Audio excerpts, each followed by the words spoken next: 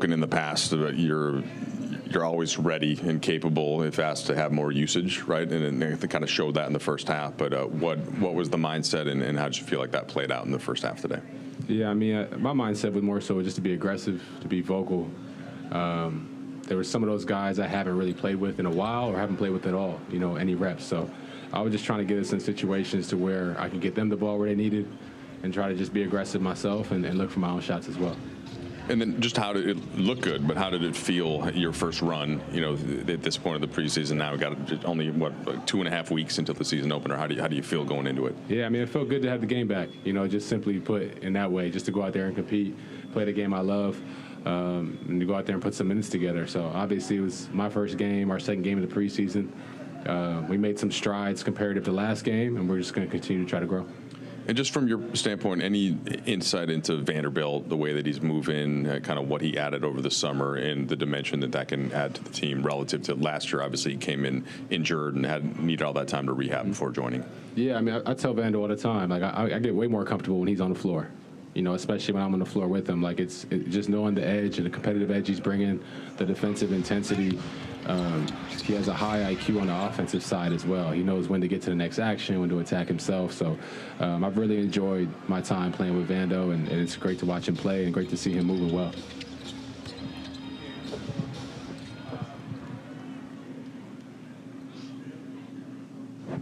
Kind of along those lines, you know what it's like to have to spend most of your time and energy in the summer recovering from an injury. To have a full summer where I assume that wasn't as big of a priority. Jared going through the same, just how different of a space does that put you in when you come into camp, when you've been able to not spend most of your time on the table and and to be able to be on the court? Yeah, it's huge. I think you actually get to work on your game, right? And you get to work on your skill set instead of just having to work on your body. Obviously, you still work on your body, but it's different being healthy going into the off season and being bumped and bruised and hurt and et cetera. You know what I mean? You spend a month and a half, 2 months just trying to get right. And then you start to work your way back, and before you know it, camp starts. So it's great to see him, take advantage of the time he had to work on his body.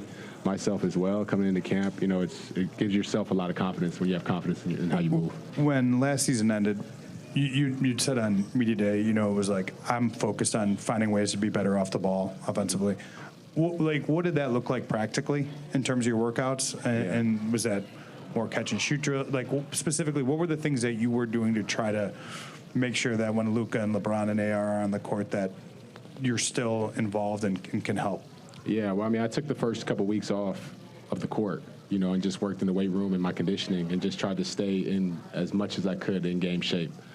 So that when I got to my workouts, I could tailor it that way. And so whether it was working on ghosting out of a pick and roll or a swing or catch and go, I was able to work on the actions of which, when I look at the guys that will likely be on the floor with, where I may have a chance to be aggressive and attack the seams, et cetera. I understand with the framework of our team, I'm not a guy that's probably going to get 20 shots a night. You know what I mean? So I just need to be efficient with what I do have. And so I tailored up to those actions, catch and shoots, of course, slip outs, spot ups as well. A lot of in the corner, especially with the way Bron and Luka can pass it. So it looked like a lot of things. Some of them, I had some high school kids watch some of my workouts this summer, and they were like, he didn't really do anything crazy. It's like, the game's not that crazy. It's not that complicated, but you got to be detailed and efficient and approach every rep like it matters. So I just tried to have a real intent doing that this summer. Several of your teammates have commented on your leadership and what you've done to kind of show them the way, particularly some of the new guys to the team.